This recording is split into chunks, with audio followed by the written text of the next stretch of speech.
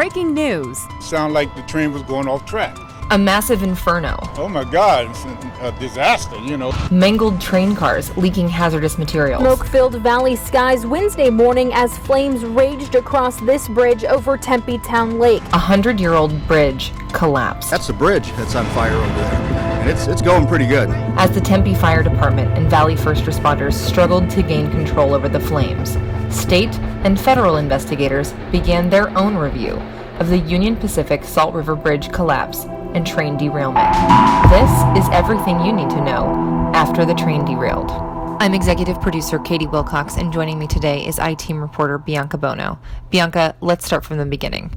Yeah, it was apocalyptic. I mean, not only was the fire massive, and you could see it from not only Tempe, but the surrounding areas, but we reached record heat that day, and firefighters were challenged with fighting this on the water. So they actually had to get into boats and fight the flames across this bridge from the water. Miraculously, nobody was seriously hurt. Everyone survived, and there were no passengers on board. The only injury that we saw was one person getting treated for smoke inhalation and one firefighter who dealt with some heat-related injuries. But other than that, everyone was somehow physically okay. So what do we know about, how these flames got to be so enormous and what was on that train? Well, it was a really long train. I think that's important to note. And there were a wide variety of materials on the train, including rubber, lumber, which obviously is what caught fire and caused it to spread. But the key material that was on this train that's become the most interesting to us is something called cyclohexanone. It's a hazardous material and it's a chemical, and it was being transported by this train, and unfortunately 2 of the train cars that derailed were carrying this hazardous material. And another interesting thing to know is that this material has a flash point, meaning the point that it could catch fire, of 111 degrees. Well, we're in the dead heat of Arizona and the middle of the summer where we're seeing record-breaking temperatures. So 111 degrees is much lower than what we're seeing on a daily basis. So that was actually the top concern of first responders fighting this fire. I mean, it was absolutely hot these last few days, and you were physically out there. I mean, just talk to me about what this heat has been like to be reporting in. Yeah, so to give you some behind-the-scenes stories about how hot it is, our physical camera equipment has been dying. We have barely been able to go live during our newscast because it's been so hot. And yes, the day after this fire broke out, when investigators were getting on scene, it was 118 degrees, the hottest day it's been in over 3 years. So this heat is no joke. And obviously, considering that flash point of 111 degrees, one of the first things that hazmat teams had to do was put a cooling foam on top of that cyclohexanone that spilled out. And what the cooling foam does is it creates a layer so that way vapor from that chemical can't seep out, and in theory it can't catch fire. But the fire crews are going to have to remain on scene for as long as this cleanup takes, just to keep an eye on that material and that foam to make sure they don't have to apply more, because again, that still remains their top concern today. I want to lead up to what happened. How did this train derail, or how did the bridge collapse, and what happened first? That's the big question that everyone wants to know the answer to, and it's something that teams of investigators are out there working to figure out right now. We don't know what caused what, and obviously finding that information out will give us a lot of answers about what happened in Tempe. But we do know one thing that's very interesting, and that's that just over a month ago, a month prior to the derailment that we saw in Tempe, in that exact same spot, there was another derailment, and there was actually a fire from that derailment, obviously significantly smaller than what we saw most recently, but there was a derailment in that very spot almost exactly to the day 1 month before. It looked like a high priority type of thing. They were definitely working on the bridge. There was debris below. Rob saw those firefighters responding barely a month ago, like you said, but what does Union Pacific say about what happened that time? So they did give us some information. They did confirm to us that there was a derailment around 4 o'clock in the afternoon that day in June 26th, and that it did do some damage to bridge ties. But less than 48 hours later, the bridge was reopened. Union Pacific had crews out there to take a look at the damage, and they determined that it was safe to reopen less than 48 hours later. We also know that Union Pacific sent a team out on July 9th to conduct another inspection of the bridge. And while we don't know the specifics of that inspection, we do know that obviously it was reopened. And then just weeks later, we saw obviously this much more serious derailment. We all need to be very concerned. It is about profit over safety. It is about profit over maintaining this outdated infrastructure that we see. And to me, it's frightening. So that was state lawmaker and locomotive engineer Richard Andrade, who you got to talk to earlier on Friday. And he brings up a really interesting point about this outdated infrastructure. You did some research into this bridge. What do we know about the bridge itself?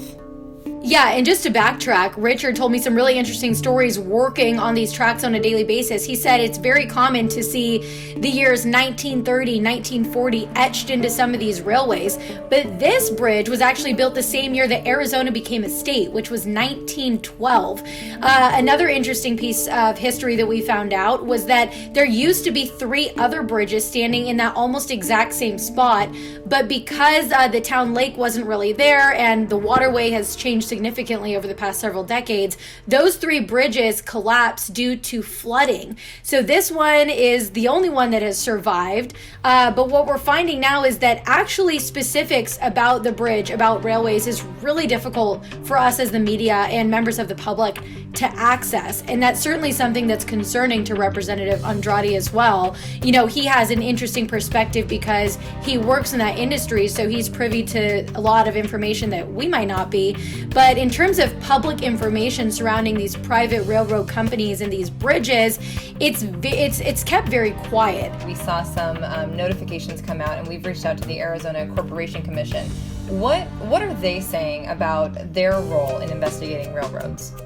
So what we've learned is that the Arizona Corporation Commission does have oversight over railroads in this state, but Commissioner Sandra Kennedy is clearly troubled by the lack of oversight, and she believes that her safety division is spread too thin to appropriately be regulating these railways. We do know that in the past couple of years, they have added 2 additional inspectors to their team, but both Commissioner Kennedy and Representative Andrade believe that's just not enough. We approved for 2 more inspectors. They were funded to get 2 more and everything, but once again, they're playing catch up. They're always playing catch up. We know that the Phoenix area is home to 5 of the most dangerous top 15 railroad crossings in the country. So those are in Phoenix and in Glendale. And the first and second most dangerous crossings are in Phoenix. And we have, this limited group of people who's able to investigate it. But I wonder, they're not just worried about bridges, right? They're worried about some of these other problems that we're seeing, like the trains derailing. And what are we able to learn about these derailments? Unfortunately, we haven't been able to learn as much as we wanted to because there are a lot of pieces of information that we just cannot access. But what we can access, what we did find, is that there have been a number of derailments in Arizona this year that went unreported. It was news to us as the media. We know that this company, Union Pacific, has had at least 4 other derailments. That's not including the most recent incident we saw in Tempe, and it's also not including the June 26th incident that happened on that same bridge. So the data isn't current, it's not up to date, but we did learn that there have been several incidents similar to this, thankfully not as severe, but there have been several derailments in our area this year so far. And, when we're looking at that and those numbers, I know you and I were finally sort of relieved to be able to find any data or any kind of reports, but at least we got to see kind of a price tag on some of these. And what does that indicate about what we might be facing when you have this kind of catastrophic failure here? Yeah, it's really hard to say, but in two of the examples that you and I looked at, they were in the Tucson area, and I believe it was less than 5 rail cars had derailed, and equipment costs and repairs were upwards of $30,000 to $40,000 to $50,000. So I cannot imagine what the price tag on this is going to be when we're not only talking about a derailment, we're also talking about a partial bridge collapse, and we're also talking about the cost of cleaning up a hazardous material spill. And for those who are not familiar with the area where this happened, this is right in the heart of Tempe, a very busy area. We're approaching back to school time with ASU, which is just blocks away from where this happened. And Tempe Town Lake, the area that was possibly contaminated, is one of the busiest areas for running, biking. There are paddleboarding companies, and all of those are just on hold right now because of the potential dangers that this hazmat spill poses. So that brings us right back into the hazardous materials. As of recording this episode on July 31st, we know that 2 workers who were helping clean the ups actually did get hurt by the chemicals. So it sounds like at least one got splashed in the face, another one maybe getting splashed on their chest. It sounds like they're going to be okay. But what do we know about transporting hazardous materials by train kind of more broadly? Yeah, so the great news is that we're told that both of those workers are expected to recover, although we know the one who was splashed in the face has been transported to a burn unit in a hospital, and his injuries are considered critical. But what Andrade told me is that unfortunately there just isn't a lot of information that's made public about the transport of these materials, and there are some valid reasons potentially why carriers, train companies don't necessarily want the general public to know when there are some dangerous materials being transported, just in case a bad guy has an idea to hijack the train or take over these materials. But at the same time, Representative Andrade believes that residents in communities where these trains are running through have the right to know that something hazardous could be running right through their backyards, and just, at least know that if something were to happen, they may need to evacuate the area right away. So that's something that he really wants to push for as a lawmaker.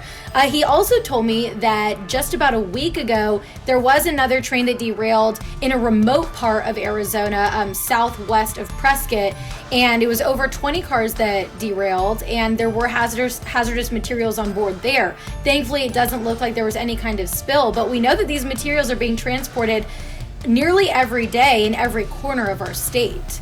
And another thing that we should mention too is that Union Pacific, the company that was involved in Wednesday's incident, they've been cited 14 times since 2016 by the Corporation Commission for hazardous materials violations. So we're working to get our hands on those specific violation reports to find out what exactly the violations were for, but we know they've been cited 14 times.